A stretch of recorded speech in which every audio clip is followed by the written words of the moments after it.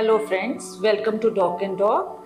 I am Dr. Shilpi Verma, Medical Head, North Zone, Apollo Health and Lifestyle.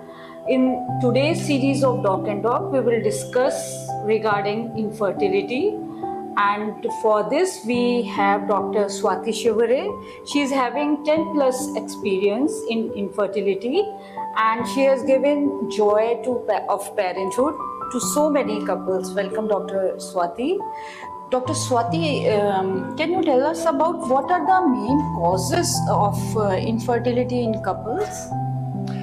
Okay, so ma'am, there are like multiple causes for the infertility. First of all, I'll explain कि एक healthy pregnancy हमारे body में कैसे होती है. So एक healthy pregnancy होने के लिए first of all a female has to release an egg every cycle, जो generally जिसकी भी regular menstrual cycle होती है, it releases in the mid of the cycle.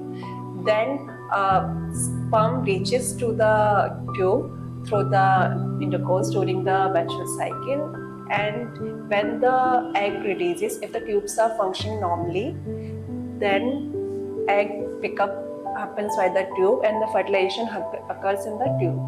Then embryo get implanted into the uterus. So for a normal pregnancy, there has to be a normal egg release in the female, there has to be normal sperm count in the male, there has to be normal tubal function, and there has to be a good uterine cavity for the implantation to occur. So if problem is there in any of the compartment, it can directly cause to the infertility. So female infertility generally constitute about 30 to 40%. Similar is the male infertility, and there are certain segment in which we call as unexplained infertility, which constitute around 20 to 30% in today's world.